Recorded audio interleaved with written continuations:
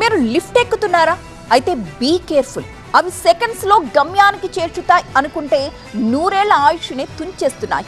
సాక్షాత్తు రాష్ట్ర మంత్రి అడ్లూరి లక్ష్మణ్ ఎక్కిన లిఫ్ట్కే గ్యారంటీ లేదంటే ఇక సామాన్యుల భద్రత మాటేంటి?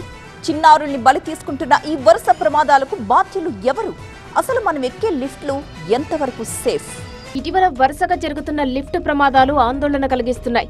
ఏమాత్రం అప్రమత్తంగా లేకున్నా ప్రాణాల మీదకు తెస్తున్నాయి. నిన్న మొన్నటి వరకు సామాన్యులకే అనుకుంటే ఇప్పుడు సాక్షాత్తు రాష్ట్ర మంత్రి అడ్లూరి లక్ష్మణ్ కే పెను ప్రమాదం ఎదురైంది. కరీంనగర్లోని ఓ ప్రైవేటు ఆసుపత్రిలో చికిత్స పొందుతున్న రైతును పరామర్శించేందుకు వెళ్లిన మంత్రి మొదటి అంతస్తు నుంచి 3వ అంతస్తుకు వెళ్తుండగా ఒక్కసారిగా లిఫ్ట్ రోప్ తెగిపోయింది. దీంతో లిఫ్ట్ గ్రౌండ్ ఫ్లోర్ లోకి పడిపోయింది. ఈ ఘటనలో మంత్రికి స్వల్ప గాయాలయ్యాయి. లిఫ్ట్ మెయింటెనెన్స్ సరిగ్గా లేని కారణంగానే ఈ ప్రమాదం జరిగిందని మంత్రి అడ్లూరి లక్ష్మణ్ ఆసుపత్రి వర్గాలపై సీరియస్ అయ్యారు. అదే 3rd, 4th ఫ్లోర్ లో లిఫ్ట్ రోప్ తెగిపోతే పరిస్థితి ఏంటని నిలదీశారు.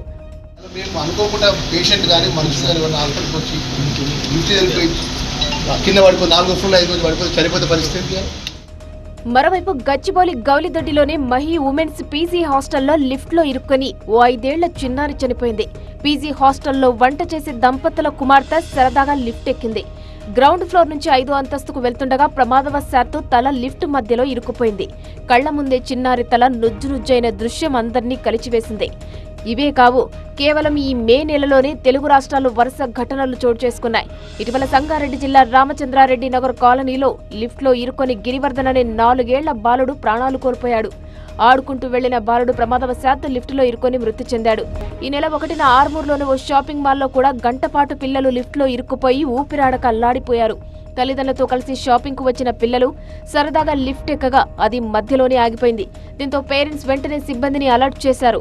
ఎట్టకేలకు లిఫ్ట్ డోర్ ఓపెన్ చేసి వాళ్లను బయటకు తీసుకురావడంతో అంతా ఊపిరి పీల్చుకున్నారు. అసలు ఈ అపార్ట్మెంట్లు, మాల్స్, ఆసుపత్రుల్లో ఉన్న లిఫ్ట్లు ఎంతవరకు సేఫ్? నిర్వహణ లేని పాత లిఫ్టులా లేక క్వాలిటీ లేని కొత్త టెక్నాలజీనా? కారణం ఏదైనా యాజమాన్యాల నిర్లక్ష్యం మాత్రం స్పష్టంగా కనిపిస్తోంది. నిబంధనలు గాలికి వదిలేసి మెయింటెనెన్స్ ను పట్టించుకునే వారిపై కఠిన చర్యలు తీసుకోవాల్సిన అవసరం ఎంతైనా ఉంది. లేదంటే ఈ లిఫ్టులు మరిన్ని ప్రాణాలను మింగేసి మృత్యు పాశాలుగా మారుతూనే ఉంటాయి.